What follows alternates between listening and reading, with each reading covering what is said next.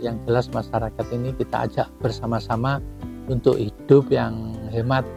Bagaimana masyarakat ini bisa peduli dengan kesehatan lingkungan, bagaimana masyarakat ini bisa peduli kepada bumi yang kita injak ini.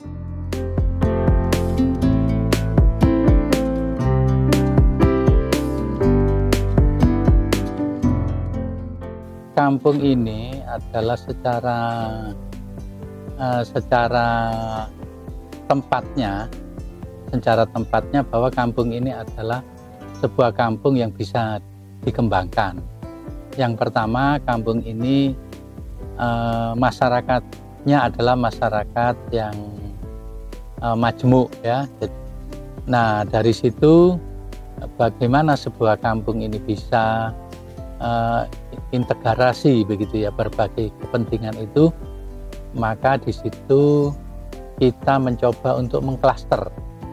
Jadi misalnya klaster UKM seperti apa di RW 8. Jadi ternyata di sini ada data ada 68 UKM, di mana UKM ini yang kemudian setelah lomba KSA ini mereka meneruskan usahanya. Kemudian juga ada juga UKM anak muda, jadi ada angkringan yang miliknya Kartar, begitu.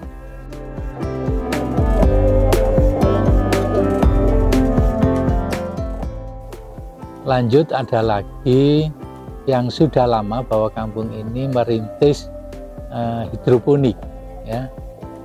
Kampung ini hidroponik sampai saat ini ada sekitar 1.500-an lubang.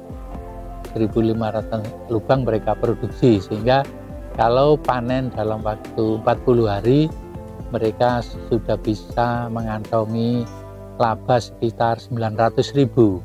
Nah, tinggal mengantongi uang itu, maka kemudian tinggal manajemennya seperti apa, usaha ini bisa berdaya, bisa membayar karyawannya, bisa membayar operasionalnya. Tentunya untuk mencapai break even point lebih kurang hidroponik ini harus mempunyai 4.000 lubang begitu untuk agar bisa menggaji karyawan UMR. Usaha hidroponik ini di samping saat panen segar bisa dijual, pasca panen pun bisa dibuat. Misalnya ada untuk minuman ya, ada jus hidroponik, kemudian ada semacam dibuat bakso ya, somi hidroponik dan lain sebagainya, kue-kue model hidroponik dan lain sebagainya. Yang kemudian yang lainnya ada UKM Magot ya. Usaha Magot ini bagaimana mendidik masyarakat ini sampahnya menjadi nol begitu, sampah basahnya menjadi nol, maka urusan sampah ini yang basah diserahkan kepada Magot. Jadi di RW 8 ini sampah basah sudah tidak ada karena tiap harinya Magot makan sampai dengan 3 kali. Mereka makan di RT 9 ini industri Magot. Mereka ketika panen mereka bisa dijual untuk pakan lele, pakan ikan dan lain sebagainya. Di samping itu bisa sangrai untuk dijual, bisa dimakan. Jadi Magot ini juga tidak terbatas sifatnya, maka siapa yang ingin tanam modal, siapa yang ingin bekerja, siapa yang ingin investasi, ini bisa dikembangkan. Kami saat ini bekerja sama dengan PT Suparma.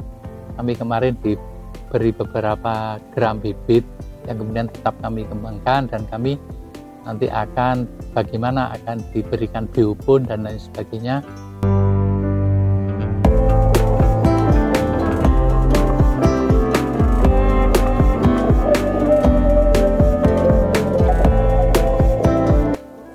Kami punya pohon dalam pot itu, tabula pot, tabungan bunga dalam pot, ada tomat, ada jambu air, ada kemudian alpukat, kemudian ada kelengkeng, ada jeruk dan lain sebagainya, mangga. Ini kami coba budidayanya dalam pot. Ya selama ini belum bisa panen maksimal sebab begitu kelengkeng misalnya ada bunganya kemudian burung datang. Tapi namanya ini ekosistem, ya kami ikuti aja, yang bisa panen, yang dimakan burung ya silakan, karena ini ekosistem bawah dan lain sebagainya. Kami punya sayur dalam pot juga ada, misalnya tomat, lombok dan lain sebagainya dalam pot. Ini juga kami kembangkan. Dan UKM lainnya yaitu usaha biflok lele.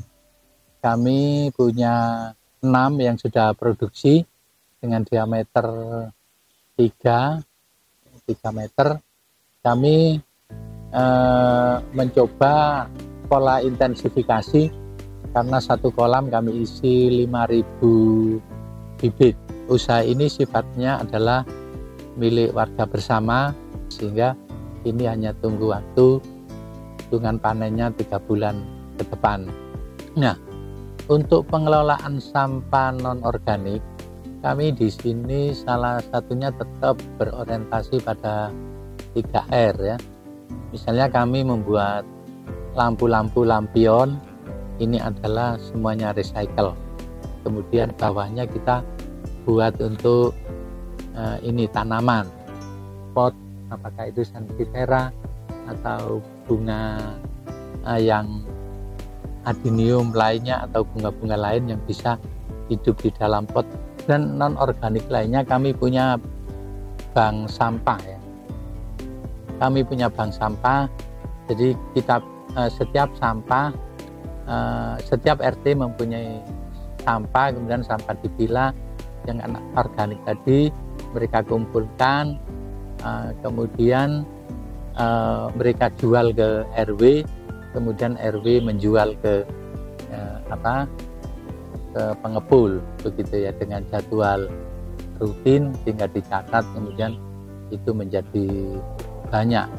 Bagi sampah-sampah anorganik yang di pertokoan atau orang kemudian berjalan-jalan, kami sediakan sedekah sampah, jadi box sedekah sampah seperti sebelah ini. Mereka nanti memasukkan ke box itu ya, kemudian sedekahnya ini kami sumbangkan, kami hibahkan kepada Karang Taruna.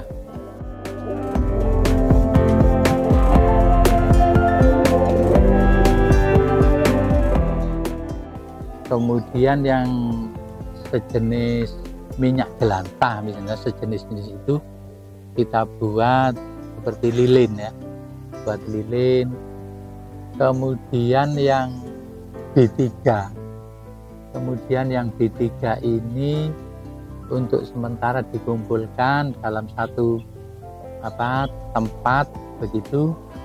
Kemudian sementara ini masih kita tanam ya, masih kita tanam dalam rangka bagaimana keikutsertaan warga ini tetap semangat, bagaimana menyambut proklim ini ke depan.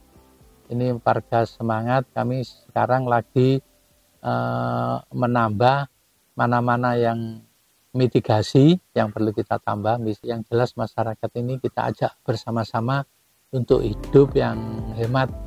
Bagaimana masyarakat ini bisa peduli dengan kesehatan lingkungan, bagaimana masyarakat ini bisa peduli kepada bumi yang kita injak ini, sehingga mereka akan berumur panjang dan bumi ini temperatur udaranya semakin menurun, mengurangi dampak yang gas rumah kaca yang sekarang ini harus dikurangi begitu ya.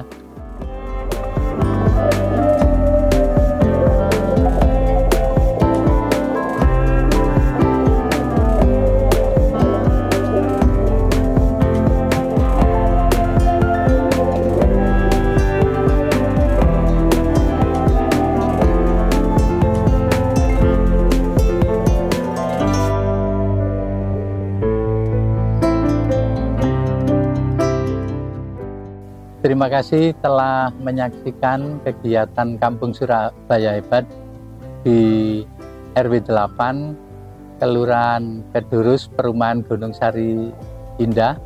Semoga menginspirasi bagi kita semua. Jangan lupa like, subscribe, and comment YouTube Tunas Hijau.